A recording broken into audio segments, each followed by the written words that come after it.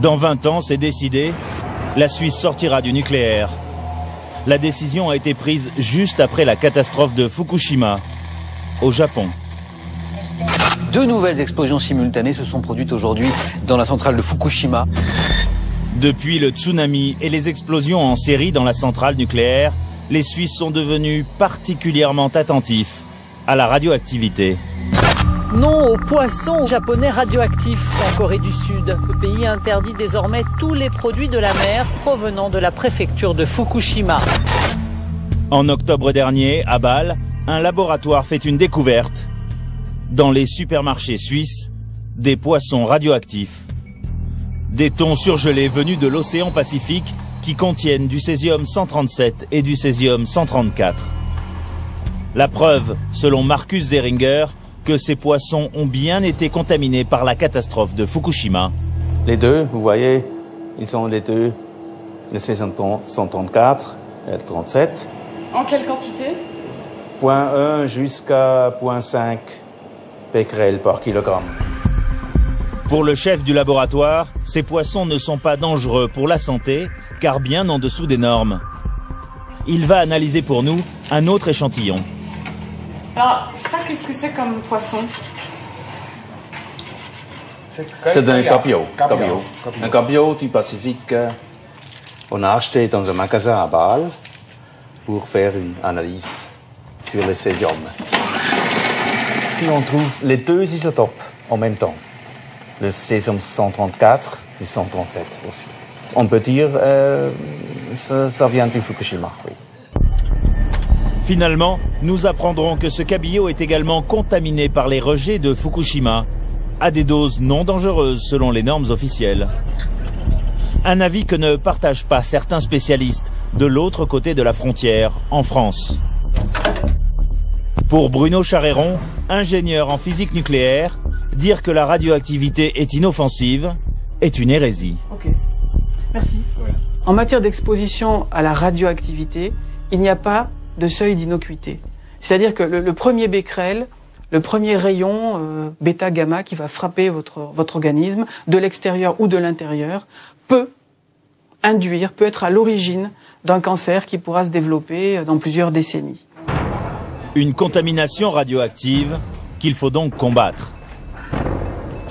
Une guerre sans fin qui fait rage à l'autre bout du monde depuis 3 ans au Japon. Ce jour-là, un tremblement de terre de magnitude 9 survient au large des côtes nippones. Quelques dizaines de minutes plus tard, un gigantesque mur d'eau vient frapper toute la côte est. La vague meurtrière fait plus de 20 000 victimes. Aujourd'hui encore, 5 000 personnes sont toujours portées disparues. Mais le tsunami va aussi dévaster la centrale nucléaire de Fukushima Daiichi. Voici l'instant fatidique. L'énorme vague frappe les bâtiments. Noyées, les turbines de refroidissement rendent l'âme. Les réacteurs entrent alors en fusion et provoquent des explosions. Le monde assiste au plus grave accident nucléaire depuis Tchernobyl. Un nuage radioactif s'échappe de la centrale et recouvre une grande partie du pays. Les autorités décident alors d'évacuer 300 000 personnes et elles créent une zone interdite, ici en rouge, de 20 puis 30 km autour de la centrale.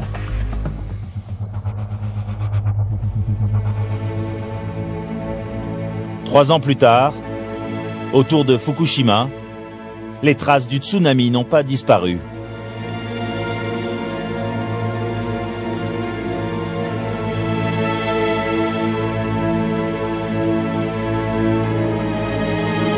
À perte de vue, des montagnes de déchets, restes de maisons, de meubles, voitures et camions broyés. Toute la région n'est qu'un immense chantier de décontamination. Partout où le nuage radioactif est passé, des armées d'ouvriers grattent le sol et enlèvent 5 cm de terre, qu'ils déversent ensuite dans des immenses sacs noirs que d'autres ouvriers empilent à leur tour, faute de savoir quoi en faire.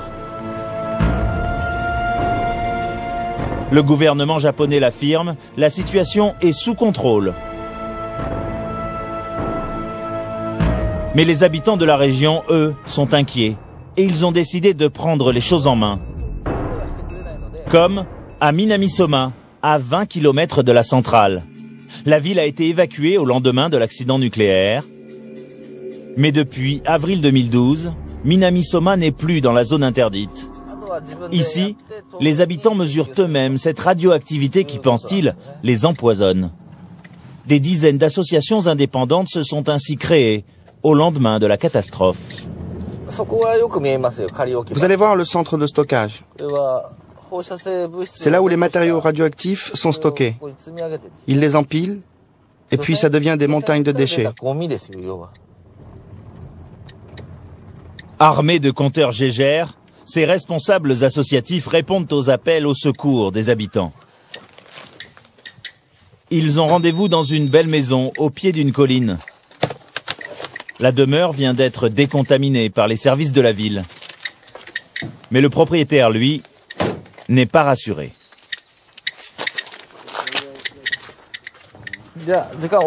On va mesurer partout. La limite légale mise en place par le gouvernement japonais est de 0,23 microsieverts par heure, soit 1 millisievert par an. Au-dessus, selon les normes internationales, la radioactivité est dangereuse pour la santé. C'est vraiment une belle maison. Elle serait encore plus belle si elle n'était pas radioactive. Cette maison appartient à un artisan renommé qui fabrique des céramiques traditionnelles. La visite commence et les compteurs crépitent déjà. Plus de 20 fois la norme de sécurité. Cette maison a été complètement décontaminée. Et le gouvernement prétend que toutes les matières radioactives ont été éliminées et enlevées. Mais ici, sur le béton, mon compteur Gégère affiche presque 5 microsieverts. Normalement, un humain ne peut pas être exposé à plus de 1 millisievert par an. Ici, nous avons une exposition annuelle de plus de 4,3 millisieverts. Si nous étions à Tchernobyl, nous serions dans une zone d'évacuation, où il serait interdit de vivre. Personne ne devrait vivre ici. Le propriétaire des lieux a envoyé sa femme et ses 3 enfants s'installer à 300 km de là. Mais lui n'a pas l'intention de partir. Depuis la catastrophe, Koichi Oyama vit seul, ici. Je suis arrivé ici il y a 15 ans, avec une tronçonneuse et j'ai tout déblayé moi-même. J'ai construit cette maison de mes propres mains. J'ai même dessiné le jardin, la maison, tout. Koichi Oyama l'affirme, sa situation financière est catastrophique. Il n'a reçu aucune aide et faute de clients, il n'a plus de revenus. Mais tous les ans, il doit encore payer ses impôts locaux. Sur la terrasse, les compteurs s'affolent, plus de 40 fois au-dessus de la limite.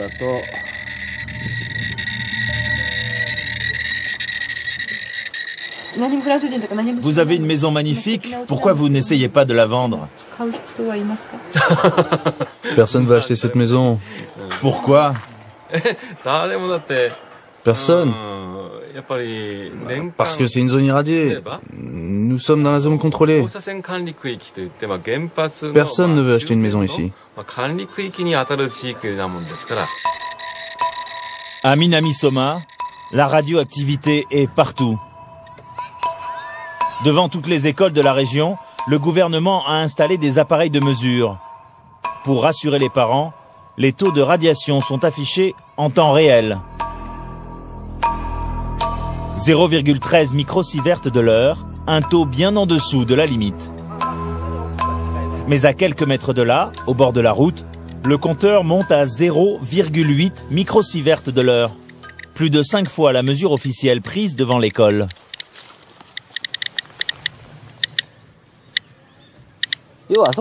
Toute l'école a été décontaminée. Alors bien sûr, les niveaux de radiation sont moins élevés. Mais si vous marchez juste 10 mètres, les niveaux changent et sont multipliés par 4 ou 5 fois. Dans certains endroits, les niveaux seront multipliés par 10. Si vous voulez mon avis, ces appareils de mesure ne servent à rien. C'est du gaspillage d'argent public. C'est de la radiation naturelle ici? Bien sûr que non. Si c'était naturel, les niveaux seraient à 0,05 microsieverts.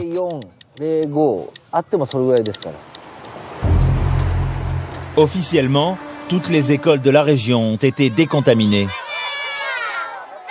Nous sommes à Iwaki City, à 40 km au sud de la centrale nucléaire. À l'école élémentaire ce jour-là, c'est l'effervescence. Les élèves reçoivent la star de l'équipe locale de baseball, le sport national.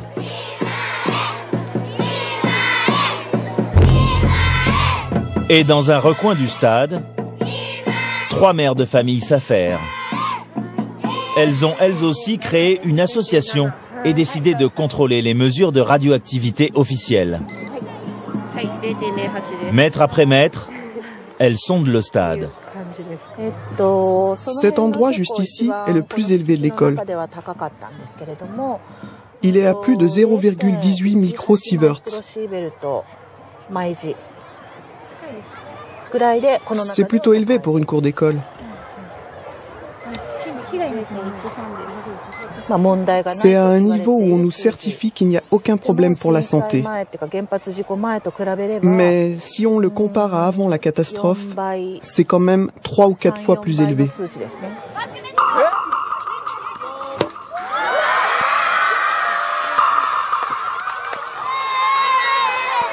Après le stade, la cour de récréation.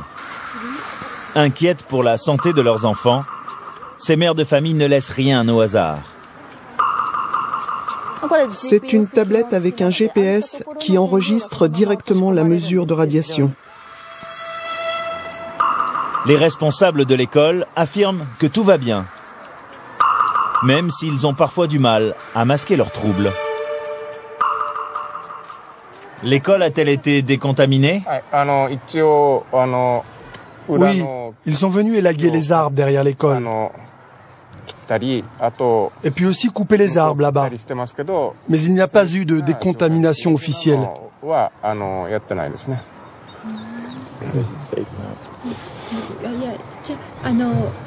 Mais c'est sans danger pour les enfants de jouer ici? Vous me posez cette question d'un point de vue personnel? Alors c'est no comment. Derrière le directeur adjoint, non pas un, mais 2 appareils de mesure de radiation. L'un affiche 0,9 microsieverts et le deuxième une mesure différente et beaucoup plus élevée, 0,14 microsieverts de l'heure. C'est une longue histoire. De ce que je sais, un de ces appareils de mesure a été fabriqué par une société. Mais la précision n'était pas satisfaisante. Alors le ministère des Sciences a fait annuler le contrat. Et après, de nouveaux appareils ont été installés. Et je crois qu'il y a un procès en cours. Et est-ce qu'ils donnent les mêmes mesures? Je crois que celui de ce côté-là marche mal. La machine ne donnait pas satisfaction.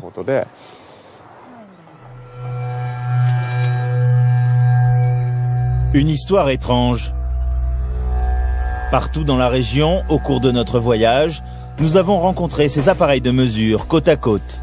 Souvent, le compteur Geiger officiel du gouvernement japonais affiche des taux de radioactivité inférieurs à celui installé juste à côté. Pourquoi cette différence? Retour à Tokyo.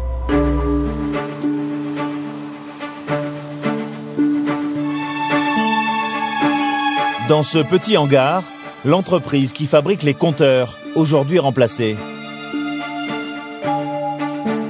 Lui, c'est le patron, Monsieur Toyota.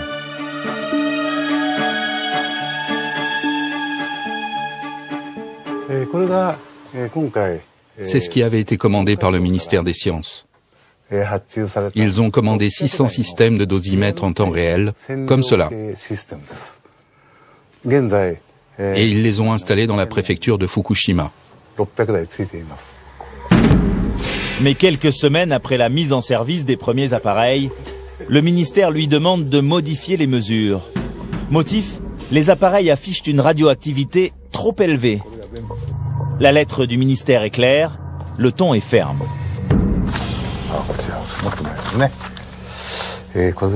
Tenez, voilà la lettre que le ministère des Sciences nous a envoyée. Elle est datée du 26 octobre 2011. Et ici, il est écrit « Parce que vos relevés sont trop élevés ». En fait, ils sont allés inspecter 6 de nos dosimètres sur place. Et selon eux, nos appareils affichaient une radioactivité bien plus élevée que celle de leur propre compteur Geiger.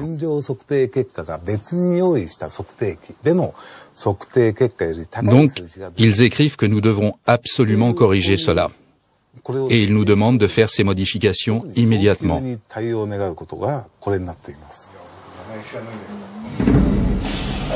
Problème, les appareils de M. Toyota sont fabriqués aux États-Unis selon les normes internationales. Et le fabricant américain ne veut rien savoir, il refuse de les modifier.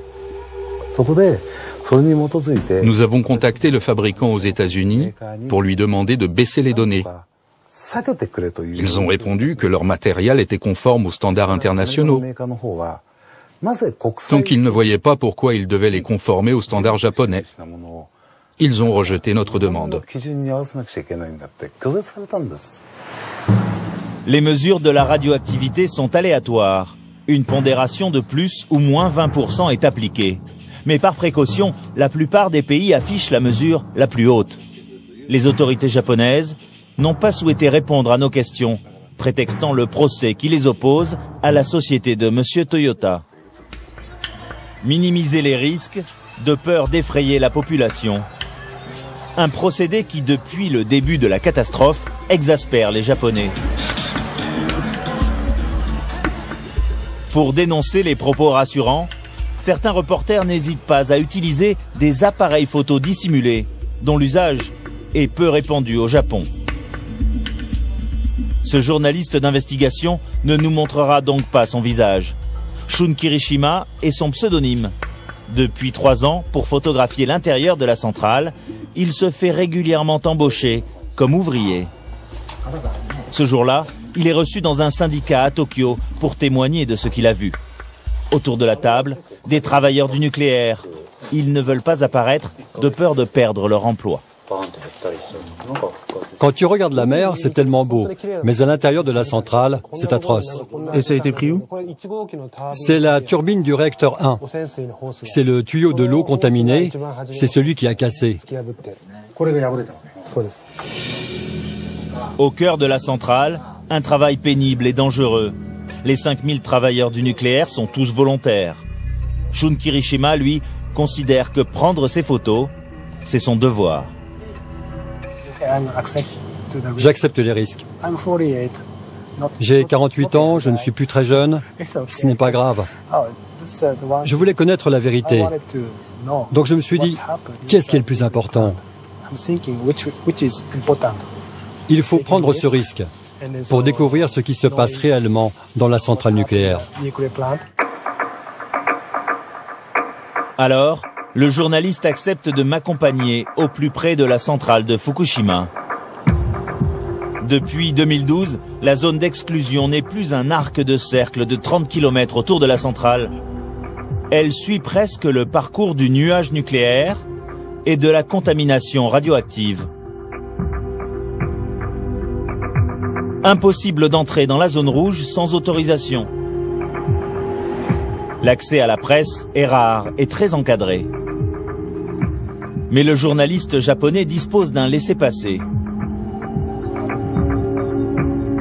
Je vais pouvoir pénétrer dans la zone interdite en me cachant dans le coffre de sa voiture.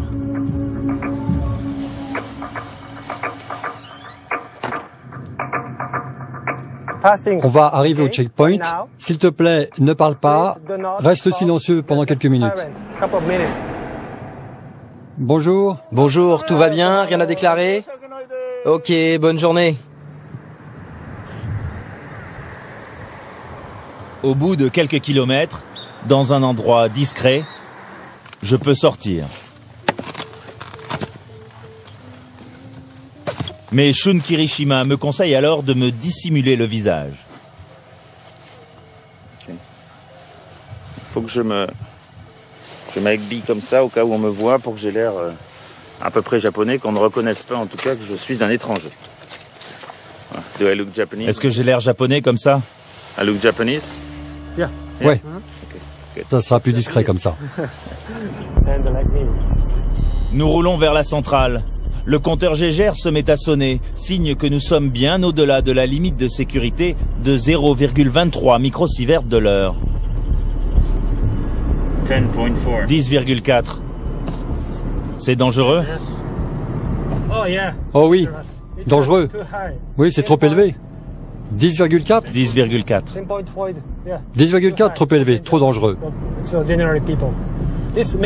Tiens, regarde. Ici, si tu tournes à gauche, à 1,5 km, c'est la centrale nucléaire.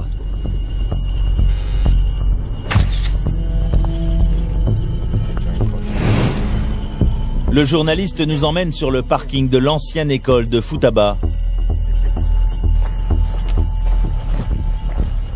Un appareil de mesure officielle du gouvernement affiche 50 fois la norme. Et Shun Kirishima est en colère. Regardez, ils ont mis la batterie sur le sol et elle bloque les rayons gamma. Il y a la batterie, une plaque en acier et après l'appareil. Donc les rayons gamma, ils n'arrivent pas jusqu'au capteur. Et comme ça, les mesures officielles sont faibles. Pour le prouver, il s'éloigne de 2 mètres, dans l'herbe. Son compteur Geiger affiche 21 microsieverts de l'heure, près du double de la mesure officielle. Et derrière l'école, les compteurs vont s'affoler. Près de 40 microsieverts.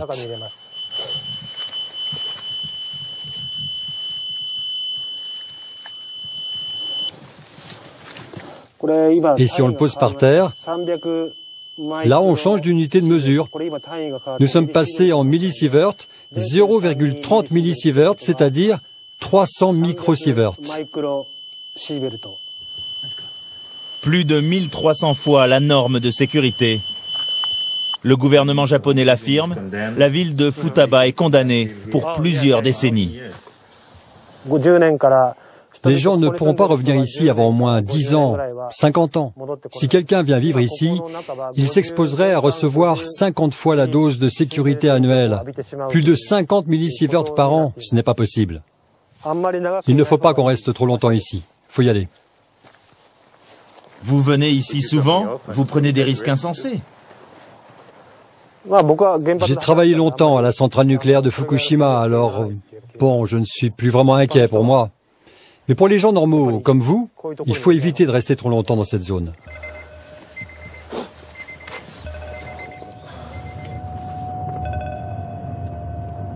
Dans la zone d'exclusion, les mesures de radioactivité sont bien au-delà des normes. Dans les villages autour de la centrale, abîmés par le tremblement de terre de mars 2011, le temps s'est figé. Mais le gouvernement ne désespère pas de faire revenir un jour les habitants. Plusieurs d'entre eux ont d'ailleurs refusé de quitter leur maison.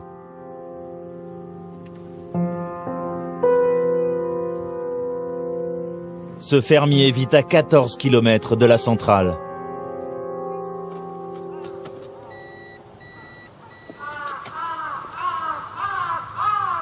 Je suis un résistant, un kamikaze. Je suis un éleveur terroriste. Masami Yoshizawa vit là avec ses 300 vaches. Toutes sont contaminées. Les vaches marrons sont des vaches typiquement japonaises, très différentes des vaches noires. Elles ne peuvent pas être vendues sur les marchés et on ne peut pas les manger. Le gouvernement nous interdit de les donner, de les vendre ou de les emmener ailleurs. L'éleveur a touché 200 000 € d'indemnisation de TEPCO, l'opérateur de la centrale. Regarde, c'est à 7.9. 7.6 microsievert. Ça va haut par ici. Masami Yoshizawa a décidé de rester là, malgré les risques. Je suis un éleveur, jusqu'à la fin. Je suis un éleveur qui nourrit son troupeau tous les jours. Même si je ne peux pas vendre mes bêtes. Il y a eu un accident, ça n'a pas d'importance. Les explosions nucléaires, c'est la vie. Mais quoi qu'il arrive, je continuerai à prendre soin de mes animaux jusqu'à la fin de ma vie, pendant les 20 prochaines années. Et ces vaches sont malades. Un an après la catastrophe, sur leur pelage, des taches blanches sont apparues. Depuis août 2012, ces marques blanches ont commencé à se développer. Ce sont des vaches au poil noir. On voit ces points blancs sur leur cou, leur dos et partout sur leur corps. Ça s'est un peu atténué, mais ces vaches-là aussi en ont. Je pense que c'est probablement dû à l'exposition à la radioactivité. Je pense à une mutation de la peau, une mutation de la pigmentation, quelque chose comme ça. Plus de 200 de ces vaches sont mortes depuis l'accident et il ne sait pas pourquoi. Les vétérinaires du gouvernement sont venus faire des analyses, mais ils n'ont jamais envoyé les résultats. Cette vache est morte tout d'un coup. Elle avait l'air en bonne santé et elle est morte tout d'un coup. Je ne sais pas pour quelle raison. Son petit veau est mort avec elle. Je ne sais pas pourquoi. Elle était en pleine forme.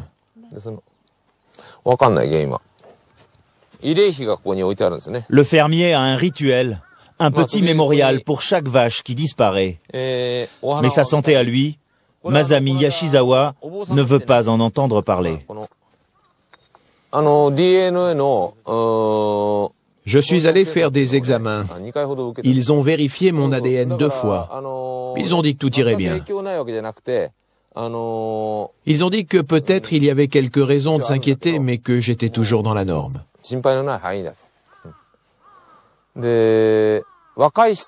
Plus vous êtes jeune et plus vous devez vous inquiéter. Mais j'aurai 60 ans l'an prochain. Je suis âgé alors, je n'ai pas peur. Il a accepté néanmoins de nous confier son dossier médical. D'après cet examen, son ADN est abîmé. Et le médecin japonais qui l'a ausculté a noté à la main un commentaire. Un taux légèrement élevé, mais pas de problème. Une annotation qui a le don d'énerver ce médecin. Il a longtemps travaillé en Ukraine, après la catastrophe de Tchernobyl. Nous avons vu les résultats d'un éleveur et son ADN a changé, mais le médecin a dit pas de problème. C'est ce que le docteur a dit, c'est très dangereux. On ne peut pas savoir ce que cette augmentation veut dire. Mais ce que l'on sait, c'est qu'il se passe quelque chose de grave dans votre corps. Et qu'est-ce qu'il se passe si votre ADN est endommagé? Le risque de cancer est très élevé. Mais à Tchernobyl, même s'il y a eu un très fort taux de cancer, d'autres maladies y sont apparues.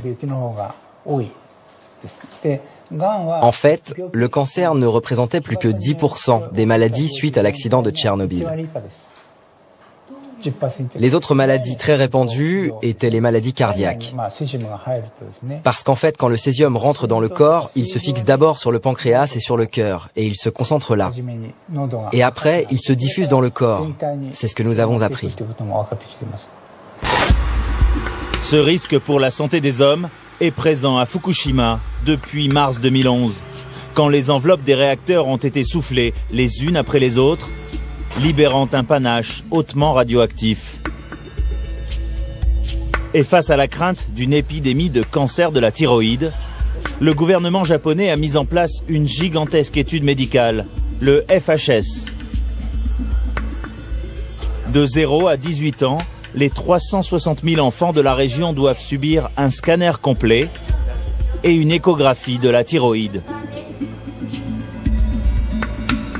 Mais pour les familles, cette étude est menée en dépit du bon sens.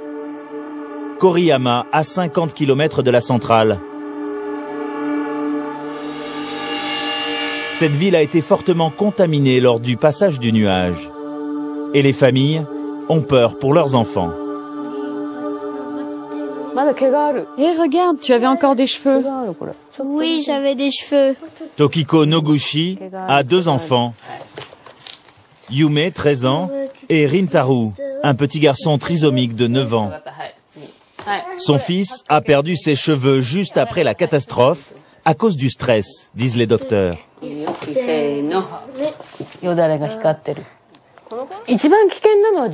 Je suis sûre que nous avons été en grand danger le 15 mars. Il y a eu un laps de temps de plusieurs heures après l'explosion. Ce jour-là, le vent a amené le nuage radioactif vers nous. Il y a eu une tempête de neige le 15 et tout Koriyama s'est retrouvé trempé par les radiations.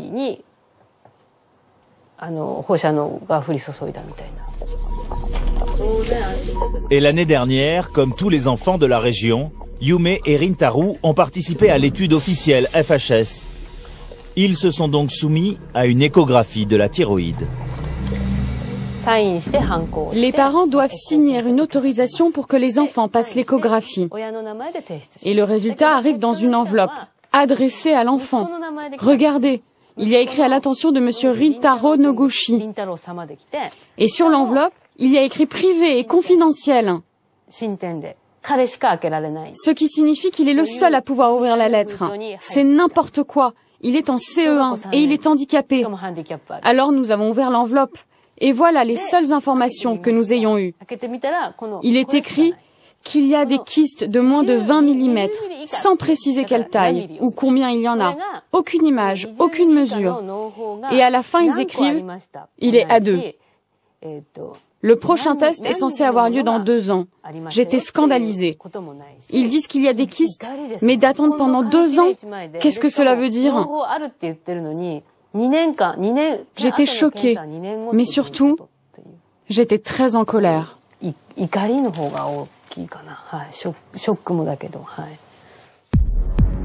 Les 2 enfants de Tokiko ont été classés dans la catégorie A2. Selon les documents transmis aux parents, voici les différents cas de figure après l'exposition aux radiations. A1, votre thyroïde est saine, il n'y a aucun problème. A2, il n'y a pas de problème non plus, mais les enfants présentent des kystes et éventuellement des nodules. Les 2 autres catégories, B et C, nécessitent des examens approfondis, voire une opération. Ce manque d'informations ne rassure pas les parents. D'autant qu'à ce jour, 75 enfants sont déjà atteints d'un cancer de la thyroïde dans la région. C'est au moins 15 fois plus que la normale.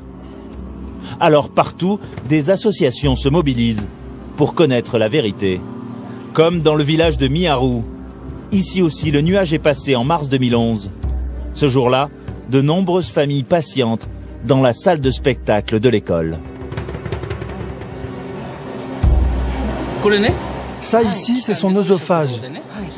Et là, vous voyez la tache noire, c'est ce qu'on appelle un kyste.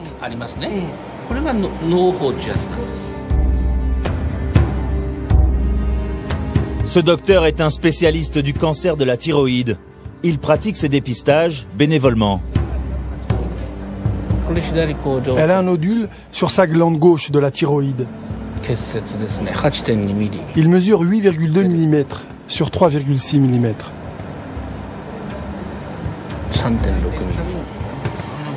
Selon ce spécialiste, les tests officiels de la région de Fukushima ne sont pas fiables.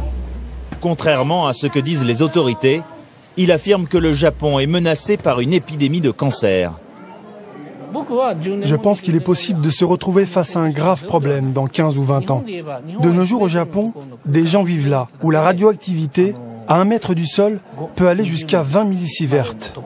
Si on appliquait les normes de Tchernobyl, le gouvernement devrait reloger les citoyens, dès que les radiations sont supérieures à 3 millisieverts par an. Mais au lieu de ça, le gouvernement laisse des gens vivre dans des endroits qui vont jusqu'à 20 millisieverts.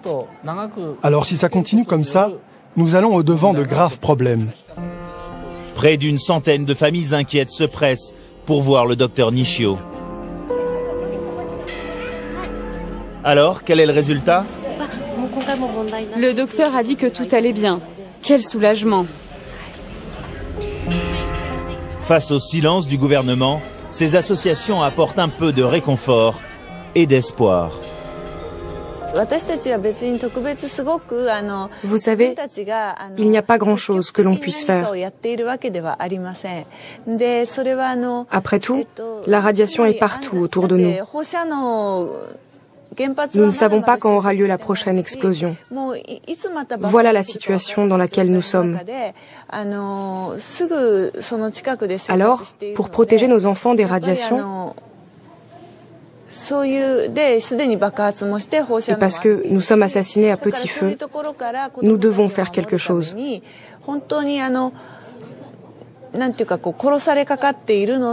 C'est une approche très passive, mais nous devons nous battre contre l'adversité.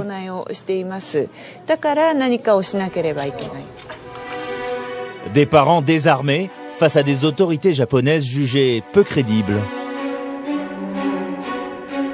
Tout a commencé quelques jours après la catastrophe, avec le discours du conseiller nucléaire du gouverneur de Fukushima. Sur cette vidéo, largement partagée ensuite sur Internet, le docteur Yamashita tient des propos qui ont scandalisé le Japon. Si vous souriez, les radiations n'auront aucun effet sur vous. Si vous ne souriez pas, vous en ressentirez les effets. Cette théorie a été prouvée par une expérimentation sur les animaux. Le docteur Yamashita a refusé notre demande d'interview. Mais nous avons pu rencontrer son successeur, le docteur Suzuki.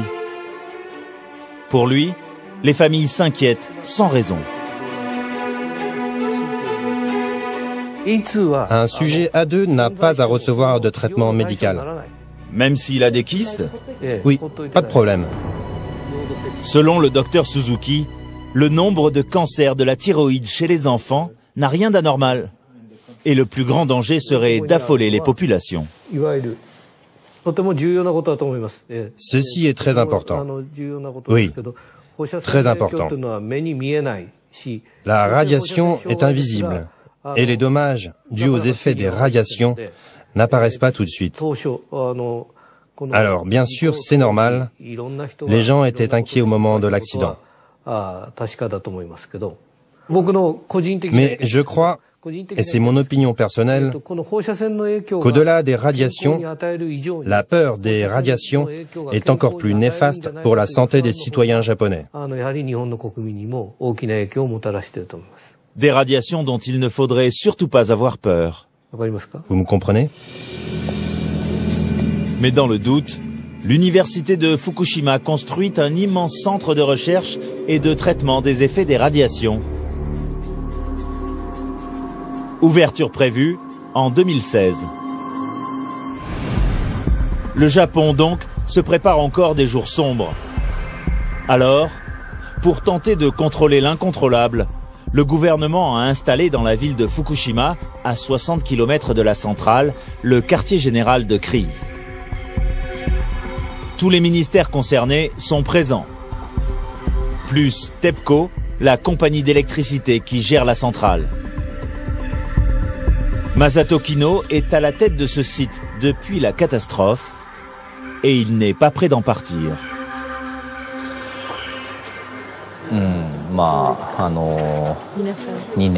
Nous sommes là depuis presque 3 ans déjà.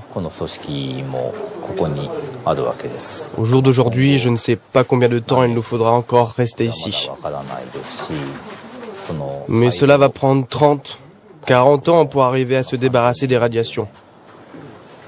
Alors visiblement, nous allons devoir travailler ici encore quelque temps.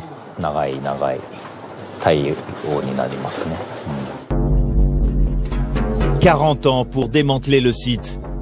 Mais pour l'heure, il faut refroidir les 3 réacteurs en fusion, les arroser en permanence. La tâche est inhumaine, les bâtiments en ruine fuient. des centaines d'ouvriers se relaient en dépit du danger pour tenter d'endiguer la contamination avec les moyens du bord. Alors inexorablement, tous les jours, 300 tonnes d'eau hautement contaminée se déversent dans l'océan Pacifique.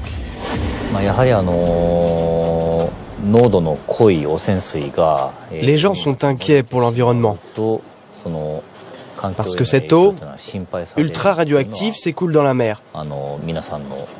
C'est légitime et tout le monde est inquiet, notamment pour l'industrie de la pêche. Il nous faut donc absolument résoudre au plus vite le problème de l'eau contaminée.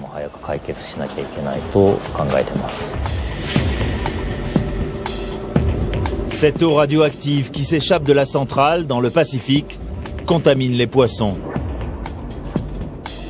Ce murasoi, pêché l'année dernière, présente plus de 2500 fois la limite radioactive autorisée.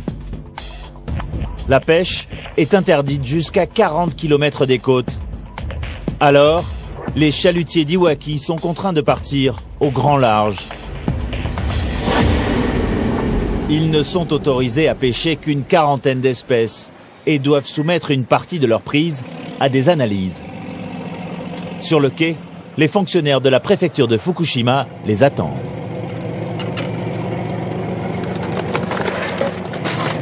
On va emmener ces poissons au laboratoire. Ensuite, on les analyse pour vérifier la radioactivité. Ces derniers mois, les résultats publiés par le laboratoire de la préfecture se veulent rassurants pour que les poissons puissent être vendus ou dégustés par les pêcheurs. Vous allez les manger? Oui, bien sûr. Du poulpe. Et vous mangez ça cru? Oui, bien sûr, je les mange. Ce n'est pas contaminé. Zéro radiation. Celui-là, zéro. Celui-là, zéro radiation. Le poulpe, les calamars, font partie des espèces autorisées car peu sensibles à la radioactivité. Mais les pêcheurs, eux, voudraient une reprise totale de la pêche. Cette surveillance permanente montre qu'il y a encore des poissons au-dessus des normes, au-delà des 100 becquerels. Mais chaque fois qu'on vérifie, les niveaux baissent. Mais le gouvernement veut être très prudent. Alors, il ne nous permettra de pêcher qu'après avoir vérifié des centaines de fois. Et le gouvernement japonais l'affirme, tant que la contamination continue, la pêche sera strictement surveillée et réglementée. L'Institut japonais de recherche météorologique participe à cette surveillance. À la demande du gouvernement japonais, Michio Ayohama étudie depuis 2011 le parcours de la radioactivité dans les eaux du Pacifique. Et sa théorie se veut rassurante.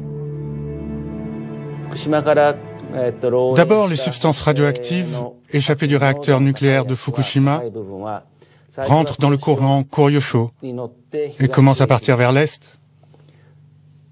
Mais malgré tout, ça ne va pas loin vers l'est.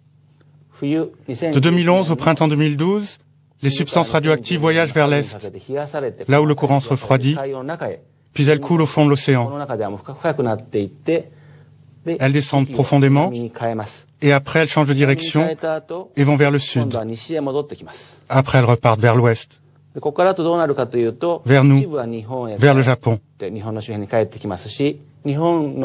Donc une partie revient vers le Japon, et les substances qui sont restées à 2500 ou 3000 km de Fukushima, elles ont déjà coulé à 400 mètres de profondeur. Pour le professeur Ayohama, il n'y aurait donc rien à craindre pour la faune et la flore du Pacifique. Vous êtes sûr? Il n'y a aucun problème pour les poissons du Pacifique? Oui, aucun problème. Le seul problème, c'est pour les poissons à proximité immédiate de la centrale. Nous savons que la radioactivité endommage un tout petit peu l'ADN des poissons qui grandissent là, à côté de Fukushima. Une fois que les poissons partent au large, qu'ils nagent près de la surface ou plus profondément, il n'y a aucun problème, même si la radioactivité est très concentrée. Donc on peut manger les poissons? Oui, on peut les manger. Moi, je les mange. À Tokyo, cette théorie laisse perplexe une éminente scientifique. Ce jour-là, Hisako Sakiyama est l'invité du centre d'information sur la radioactivité. Et quand on parle à la directrice de recherche de l'Institut des sciences radiologiques de la théorie du professeur Aoyama, voici sa réaction. Il dit que même si les poissons pénètrent dans de l'eau hautement radioactive, il n'y aura aucun problème. Vraiment? Vous plaisantez? C'est étonnant. Je n'ai jamais entendu ça. Vous parlez bien du docteur Aoyama, le spécialiste de la mer. Même s'il y a un filet qui empêche les poissons de sortir, l'eau contaminée circule librement. Et le césium va adhérer au sable et à l'argile et couler sur le fond de l'eau. Mais quand même, il y a les poissons qui se nourrissent au fond de l'eau et qui naviguent. Bien sûr qu'il y aura un effet. Ce n'est pas possible qu'il n'y ait pas d'effet. Je ne comprends pas pourquoi il a dit ça. Malgré les assurances du gouvernement japonais, la crainte de la contamination radioactive du Pacifique serait donc bien réelle. Et cette crainte se propage de l'autre côté de l'océan, aux États-Unis. Nous sommes à San Francisco. Toutes les semaines, ces bénévoles arpentent les plages à la recherche de débris du tsunami. Pour ces défenseurs de l'environnement, cette contamination est un drame. Cet océan, c'est notre vie. La mer, c'est 70% de la planète. Alors bien sûr que cette catastrophe va avoir une influence sur la mer. C'est une tragédie. Depuis là-bas jusqu'ici, ça va avoir des conséquences pour la faune. Le gros des débris du tsunami devrait arriver au printemps sur les côtes américaines.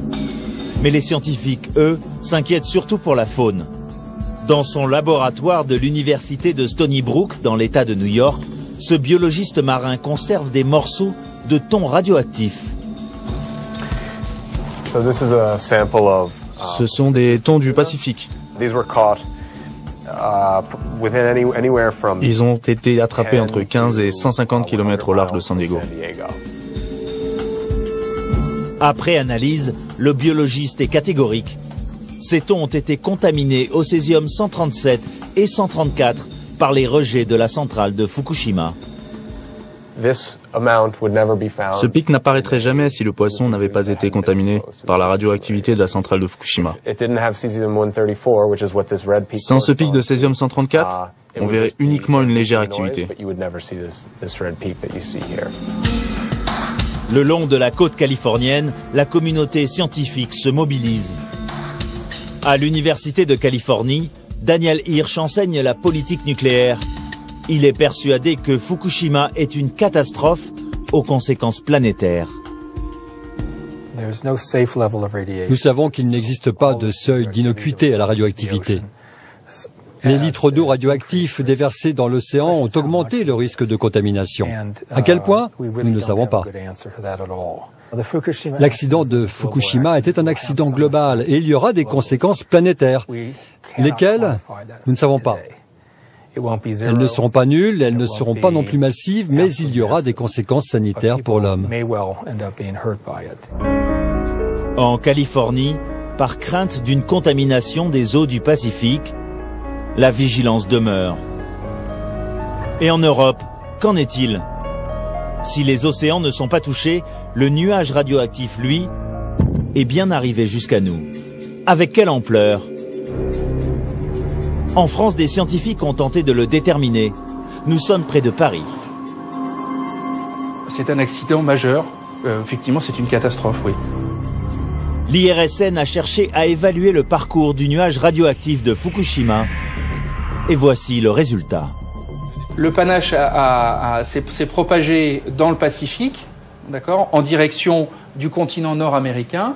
a touché les côtes nord-américaines entre les États-Unis et le Canada, puis la Californie, a progressé sur le continent nord-américain ainsi que notamment dans l'Alaska, a traversé l'Atlantique et sorti vers Boston et a progressé dans l'Atlantique, progressé aussi par le pôle Nord, pour toucher l'Europe du Nord par la Suède, après et l'Est de l'Europe, puis avec un flux nord-sud et est-ouest, a touché progressivement la France.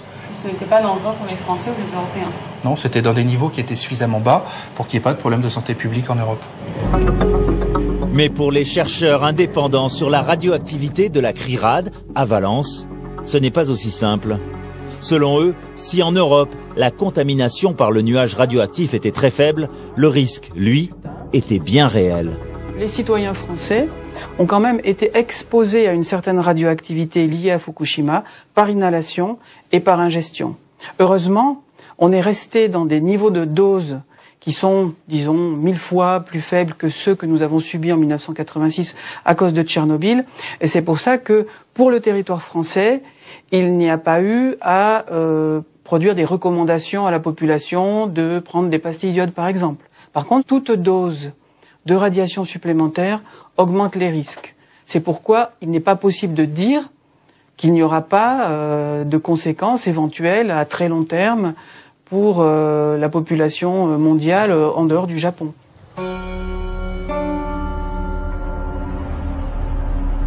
Retour au Japon, dans la ville de Minamisoma, à 20 km de Fukushima.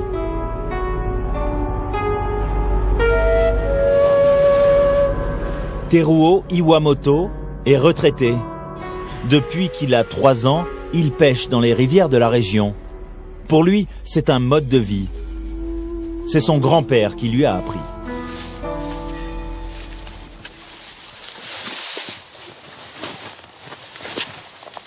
C'est un poisson-chat. Vous pouvez le manger? Non, non. Pourquoi? Parce qu'il est contaminé par les radiations. Sûrement plus de 1000 becquerels. C'est dangereux? Oui. La norme au Japon est de 100 becquerels. Et ici, dans la rivière d'Odagawa, les taux sont à 900 ou 1000 becquerels.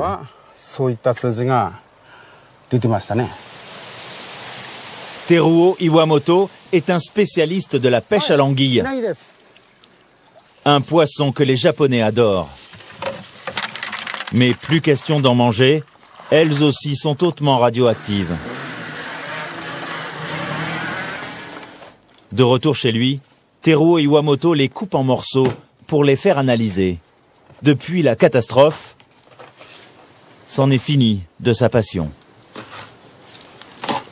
Vous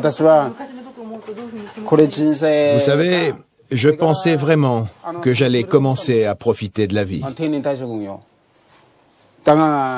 Mais juste au moment où j'ai pris ma retraite, cette catastrophe est arrivée. Moi, je ne voulais pas avoir à faire ce genre de choses.